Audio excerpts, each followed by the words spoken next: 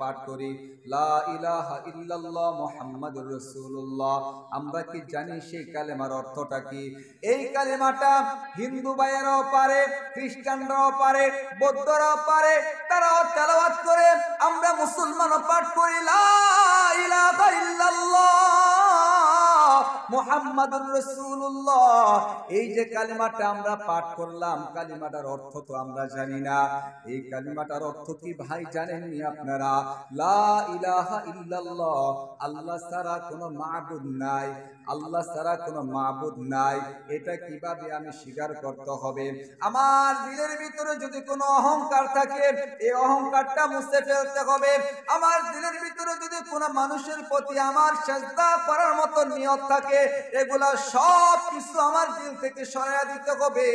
লা ইলাহা, একমাত্র আল্লাহ ছাড়া, ইল্লাল্লাহ, আমার কোনো মাবুদ নাই। আমার জানের মালিক আল্লাহ, আমার মালের মালিক আল্লাহ, আমার রিজিকের মালিক আল্লাহ, আমার হায়াতের মালিক আল্লাহ, আমার পুরোটা দেহর মালিক একমাত্র আল্লাহ। আল্লাহ তাআলা কত সুন্দর করে আমাকে বানাইছে, দুনিয়ার কোন মানুষের কাছে আমি চাবো না। আমার যা প্রয়োজন হয় আমি একমাত্র আমি আল্লাহ তাআলার কাছে চাবো। কথা বলেন ঠিক কিনা? ও দুনিয়ার মুসলমান, যদি আল্লাহকে পাইতে চাও, আল্লাহকে যদি পাইতে চাও, আমার প্রিয় নবীজিকে অনুসরণ করতে হবে। নবীজির অনুসরণ ছাড়া আমরা কখনো আল্লাহ তাআলাকে পাবো না। কথা বলেন ঠিক কিনা? আমাদের আদর্শ হচ্ছে আমাদের প্রিয় নবীজি। এমন একজন নবীজি আমরা পেয়েছি, যেই নবীজি উম্মতের জন্য আজ মদিনায় শুয়ে শুয়ে কান্দে। যেই নবীজির ছাড়া আল্লাহ পাক রব্বুল আলামিন পৃথিবী বানাইতেন না। অন্যান্য নবীরা আল্লাহর কাছে দোয়া করেছিলেন শেষ নবীজির উম্মত হওয়ার জন্য, কিন্তু আল্লাহ পাক রব্বুল আলামিন, আমরা কোন দোয়া করি নাই বিনা দোয়ায় আল্লাহ পাক রব্বুল আলামিন আমাদের শেষ জামানার নবী করিম সাল্লাল্লাহু আলাইহি সাল্লামের উম্মত বানাইয়া আমাদেরকে শ্রেষ্ঠ উম্মত বানাইয়া দিলেন। ও দুনিয়ার মুসলমান, এমন একজন নবী আমরা পাইছি, নবীজির মতন নবীজি কখনো হয় না। আমার নবীজি নিজে না খাইয়া উম্মতদেরকে খাওয়ানোর চেষ্টা করতেন। আপনারা কি জানেন আমার নবীজি কত কষ্ট করেছে এই উম্মতের জন্য? আমার নবীজি কত কষ্ট করেছে। আজ আমাদের নবীজির আদর্শ আমাদের মাঝে নাই। আজ আমরা নবীজির আদর্শ গ্রহণ করতে পারলাম না।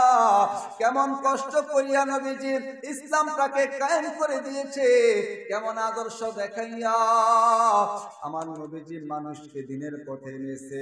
একদিন আমার নবী করিম সাল্লাল্লাহু আলাইহি ওয়াসাল্লাম নবীজির কলিজার টুকরা মেয়ে ফাতেমা রাদিয়াল্লাহু তাআলা আনহার বাড়িতে গেলেন। আমার নবীজি অনেক দিন যাবত খানা খায় না, ঠিক মতন খাবার খাইতে পারে না। আমার নবীজি দৌড়ে চলে গেলেন ফাতেমার বাড়িতে।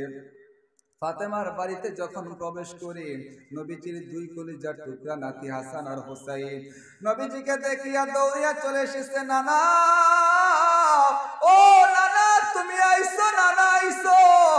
নানা গো, আজকে কয়েকদিন হয়ে যায় আমাদের ঘরে চুলায় আগুন জ্বলে না। নানা, তুমি আমাদের জন্য কিছু এনে শুনি। নানা, আজকে কয়েকদিন যাবত আমরা ঠিক মতো খাবার পাই না গো নানা। এই কথা যখন হাসান হুসাইন বলেছে, আমার নবীজি ঘর থেকে বাইরে হইয়া ইহুদির এক খাজুর বাগানের মধ্যে চলে যায়। যাইয়া দেখতেছি ইহুদি খাজুর বাগানের মধ্যে পানি তুলিয়া খাজুর গাছের গোড়ায় গোড়ায় পানি দিতেছে। আমার নবীজি গিয়া বলতেছে, ভাই, আমি তোমার এই কূপ থেকে পানি তুলিয়া যদি তোমার খাজুর বাগানে দেই, তুমি আমাকে প্রতি বালতি কতটা খাজুর দিবা? ও দুনিয়ার মুসলমান, আমার নবীজি ইহুদির সাথে চুক্তি করলেন প্রতি বালতি 3টা করে খাজুর দিবে। কয়টা খাজুর? কয়টা খাজুর? কয়েক বালতি পানি যদি উঠাইয়া আপনি দেন তাহলে আপনাকে 3টা খেজুর দেব। আমার নবীজি কূপ থেকে পানি উঠাইলেন, এক বালতি উঠাইলেন, 3টা খেজুর দিলেন। আমার নবীজি 3টা খেজুর খাইলেন, খাইয়া এবার পানি তোলা শুরু করে দিলেন। তুলতে তুলতে যখন 8 বালতি তুলেছে পানি, হঠাৎ করিয়া সেই রশিটা ছিঁড়িয়া বালতিটা কূপের ভিতরে পড়ে যায়।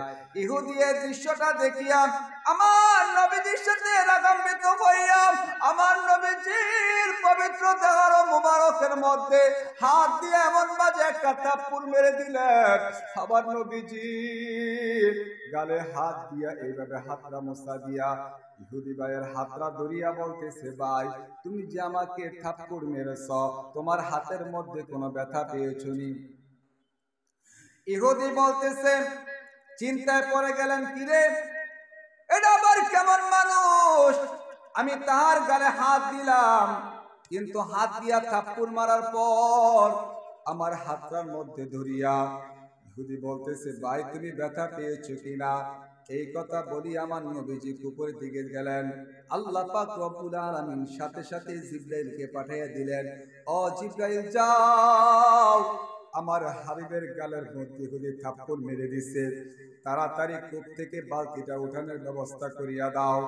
আমার নবী করিম সাল্লাল্লাহু আলাইহি ওয়াসাল্লাম দৌড়িয়া সেই কূপের সামনে যখন গেলেন, আল্লাহর নবী সাল্লাল্লাহু আলাইহি ওয়াসাল্লামের হাত মোবারকটা যখন কূপের দিকে বাড়াইয়া দিলেন, সাথে সাথে সেই বালতিটা আমার নবীজির হাতে চলে আসে। ইহুদির হাতে বালতিটা দিয়ে দিলেন। ইহুদি 8 বালতির পানির বিনিময় 40টি খাজুর আমার নবীজির হাতে দিয়ে দিলেন। আমার নবীজি খাজুরটি নিয়া হাসান হুসাইন রাদিয়াল্লাহু তাআলা আনহুকে নিয়া 2 রানের মধ্যে 2 নাতিকে বসাইলেন। বসাইয়া 2 নাতিকে খুব আদর সোহাগের সাথে খেজুরগুলা খাওয়াচ্ছে, আনন্দে নাতিগুলা খাচ্ছে। ইহুদি চিন্তায় পড়ে গেল, ব্যাপার কি? এমন একজন মানুষ, যেই মানুষটা কূপের মধ্যে হাতটা বাড়াইতে দেরি, সেই বালতিটা উঠতে দেরি হয় নাই, ইনি কোনো সাধারণ মানুষ হইতে পারে না। ইনি নিশ্চয়ই আল্লাহর প্রিয় নবী মুহাম্মাদুর রাসূলুল্লাহ সাল্লাল্লাহু, ইনি নিশ্চয় প্রিয় নবী মুহাম্মদ সাল্লাল্লাহু আলাইহি সাল্লাম। ইহুদি আর দেরি করে নাই, নিজের হাতটা কেটে হাতের কবজিটা নিয়ে আমার নবীজির বাড়িতে চলে যায়। আমার মুসলমান ভাইয়েরা, ইহুদি গিয়া দেখতেছে ফাতেমা রাদিয়াল্লাহু তাআলা আনহার বাড়িতে। ইহুদি দেখতেছে 2 নাতিকে কোলের মধ্যে নিয়া আমার নবীজি সুন্দরভাবে তাদেরকে খেজুর খাওয়াচ্ছে। তাদের মনের ভিতরে অনেক আনন্দ। ইহুদি গিয়া হাজির আমার নবীজির সামনে, বলতেছি, ইয়া রাসূলুল্লাহ, ইয়া হাবিবাল্লাহ, আমি ভুল করেছি, আমি অন্যায় করেছি, আপনি আমাকে ক্ষমা করে দেন। আমি আপনাকে চিনতে পারি নাই। যেই হাত দিয়ে আপনার গালের মধ্যে আমার হাত দিয়ে, যে হাত দিয়া আপনার গালের মধ্যে থাপ্পড় দিয়েছি, সেই হাতটা আমি কেটে নিয়ে এসেছি। ইয়া রাসূলুল্লাহ, ও ইয়া হাবিবাল্লাহ, আপনি যদি নবী হয়ে থাকেন তাহলে এই হাতটা আমার কবজির সাথে জোড়া লাগিয়ে দেন।